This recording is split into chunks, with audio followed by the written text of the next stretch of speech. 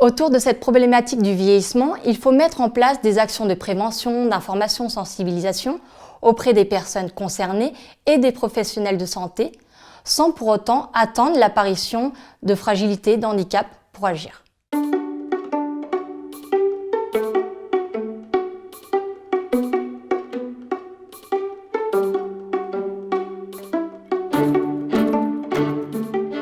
Souvent, en France, une personne vivant avec le VIH va consulter son médecin traitant, son infectiologue et d'autres médecins spécialistes. En plus du problème de dépassement d'honoraires, il y a également un problème de coordination et d'articulation à faire entre tous ces professionnels de santé. On peut citer l'exemple tout bête du compte-rendu lors d'une consultation. Actuellement, lorsqu'une personne va consulter son infectiologue, malheureusement, le compte-rendu n'est pas systématiquement transmis aux autres professionnels de santé.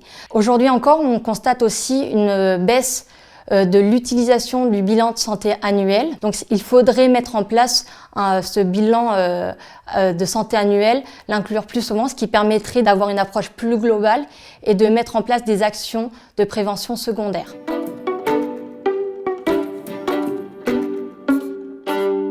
En France, une des difficultés réside dans une attitude de déni face au vieillissement.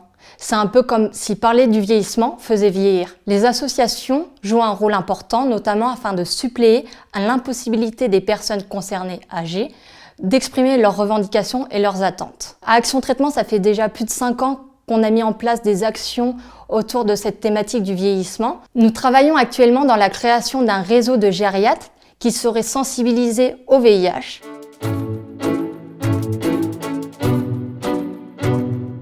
Des initiatives existent au niveau des EHPAD. Nous pouvons saluer l'initiative de la mairie de Paris qui a décidé de signer la charte de l'association Grey Pride pour accueillir des personnes LGBT dans de bonnes conditions, notamment en proposant un volet formation à son personnel, tout en incluant des sessions spécifiques à l'infection VIH. Certaines personnes préfèrent tout simplement rester à domicile ou résider dans un hébergement partagé ou des foyers de résidence. Au niveau départemental, il existe le CLIC, le Centre local d'information et de coordination, qui a un rôle de conseil et d'aide aux démarches auprès des personnes âgées et leurs familles, afin de favoriser le maintien à domicile de ces personnes dans de bonnes conditions. Enfin, il existe les CCAS, les centres communaux d'action sociale, qui disposent de nombreuses informations à destination des personnes âgées et leurs entourages, et ces CCAS collaborent souvent avec les centres locaux d'information et de coordination.